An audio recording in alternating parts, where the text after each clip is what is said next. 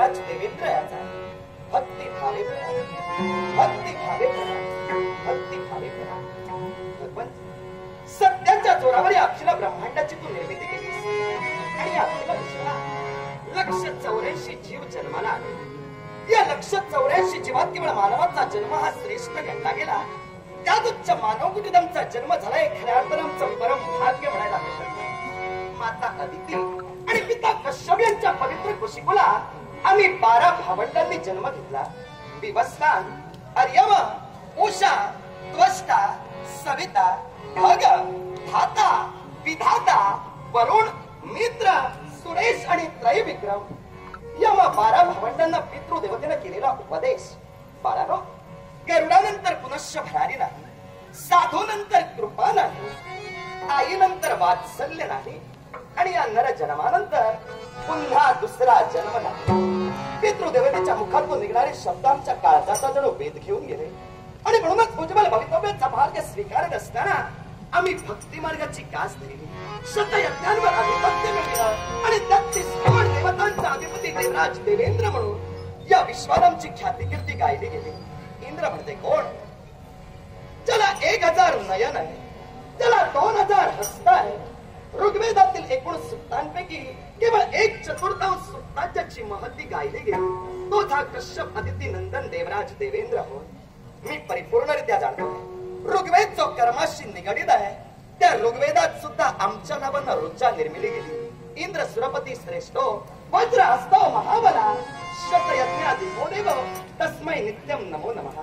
पण ही किमया कुणाची असेल तर फक्त तुझी आणि तुझी. आणि म्हणूनच या सुखाच्या क्षणी तरी देवा तुझा विसर मला न व्हावा ही माझी प्रामाणिक सद्भावना झाली.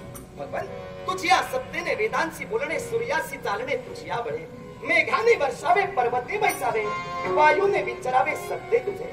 तुझ्या इच्छेशिवाय या विश्वात वृक्षाचं पर्णही हलू शकत नाही अथवा धुळीचा कणही उडू शकत नाही. तुझ्या नामस्मरण योगेची तर दगडाची नाव सुद्धा पाण्यावरून तरंगून गेली. रगरगत्या अग्नीच्या पठारावर शेतं पिकू लागली. ते तुझं दैवी प्राबल्य मी देवतांचा राजा असून सुद्धा ओळखू शकलो नाही. आणि म्हणूनच माझा नित्याचा संकल्प 100 योजने रुंदीची आणि 300 योजने लांबीच्या शिवाजी देवसभा. या देवसभेत 32 पायऱ्यांचं जरी माझं सिंहासन असलं तरी इष्ट देवतेची उपासना केल्याशिवाय देवतांच्या राजसिंहासनी देवराज देवेंद्र कधीही अधिष्ठित झाला नाही. आणि म्हणूनच हे पार्वती परमेश्वरा, हे विश्वाच्या तारघारक परमेश्वरा, हे तुझा मंगलमय आशीर्वाद देवराज देवेंद्राच्या पृष्ठभागी सदैव असू दे. एवढीच भगवान तुझ्या पवित्र पदकमली माझी सविनय प्रार्थना, सविनय प्रार्थना, सविनय प्रार्थना. कोण सशी नकडे मजला, कोण सशी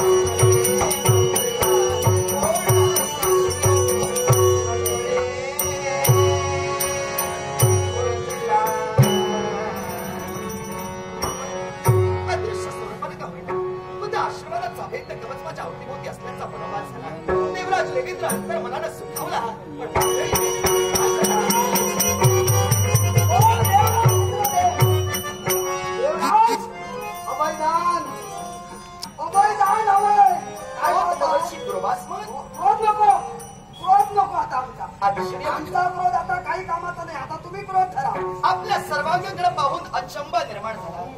प्रत्यक्षात हरिहर ब्रह्मादिकही ज्यांना घाबरतात तेच दुर्वास महान अति भयावह स्थितीत होते.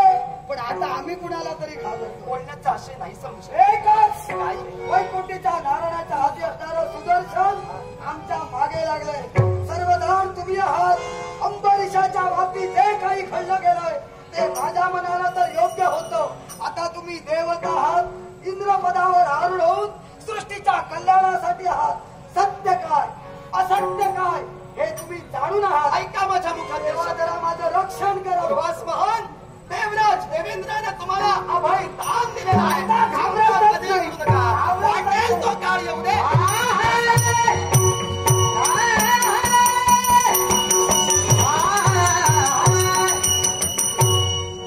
अमरावतीत आमची पावलं पडली. ज्या अमरावतीच्या ठिकाणी देवेंद्राचं वास्तव्य, देवतांचा राजा, अर्थात या विश्वाच्या ठिकाणी त्याचं स्थान हे महत्वाचं स्थान आहे. अर्थात आपण आलोय कर्तव्य पूर्ण करावं. देवतांचे अधिपती देवेंद्र महाराज सुदर्शन आपल्याला प्रणाम करतोय. आपले मार्ग सदैव शुभ करोतील असा आमचा मंगलमय आशीर्वाद. समाधान वाटलं मनाला, अंतर मनाला समाधान वाटतंय खरं, पण मन चंचल बनू लागलं. कारण अमरावतीच्या ठिकाणी आमची पावलं पडली. सिंहासनावर विराजमान झालेल्या राजकर्त्याच्या मुखमंडलाकडे नेत्रकमळ आमचे फिरले आणि पाहतो एकच प्रश्नांचा भडीमार आपल्या मस्तकावर दिसू लागला. चेहरा चिंतातूर वाटू लागला. याला कारण आहे. भीती मनात आहे की संरक्षणाची जबाबदारी. ऐका, देवतांचा राजा देवराज देवेंद्र देवसभेतील या 32 पायऱ्यांच्या सिंहासनी विराजमान झाला. प्रत्येक देव देवतेला देव देवतांचाच कशाला, विश्वातील प्रत्येक सजीव घटकाला देवराज देवेंद्र अगदी जवळून ओळखतोय म्हटलं.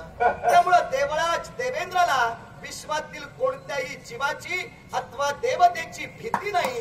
पण प्रश्नांचा भडीमार झाला. प्रश्नांचा भडीमार माझ्या सर्वांगाभोवती तुला दिसला, रास्त ओळखलं. धन्यवाद देतोय. निर्माण होणं साहजिक. देवेंद्र धन्यवाद देतोय. आपल्या मुखातील एकच अक्षर ऐकलं, एकच शब्द ऐकला, या विश्वात कोणत्याही जीवाची आपल्याला भीती वाटत नाही. आणि असा निर्भीड जीव माझ्या समोर आल्यानंतर मलाही त्याची भीती वाटत नाही. आणि म्हणूनच आपल्या या दरबाराच्या ठिकाणी पावलं एकाच गोष्टीला टाकली. आपल्या जवळ दुर्वास आले की नाही. सुदर्शन रास्त प्रश्न विचारला. तो येण्यापूर्वीच दुर्वास महंतांचं आगमन या देवसभेत झालं. त्या पुढे जाऊन जर का तुला सांगायचं झालं तर दुर्वास महंतांना देवराज देवेंद्रानं अभय दिलेलं आहे. तेव्हा तुझ्या वक्तव्यातून मला ऐकायचंय, दुर्वास महंत तुला नेमकं कोणत्या कारणासाठी हवं? एकाच कारणासाठी. राजा अंबरीशाच्या बाबतीत दुर्वासानं केलेला अन्याय, त्याला शाप दिला, उशाप दिलेला नाही, अकांड तांडव केला आणि राजाच्या जीवनात जो हलकल्लोळ माजविला, याच्यासाठी दुर्वासानं अंबरीश राजाची क्षमा मागावी. आणि म्हणून दुर्वास माझ्या स्वाधीन करा. सुदर्शन, तुझ्या कर्तव्याला आणि तुझ्या कर्माला प्राधान्य दे. या देवसभेत तू पावलं वळविली.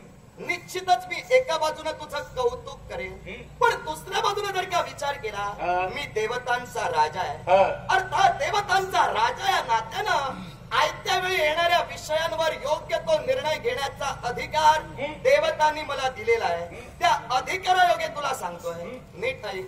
सुदर्शन, त्या दुर्वास महंतांना देवराज देवेंद्रानं अभय दिलेला आहे.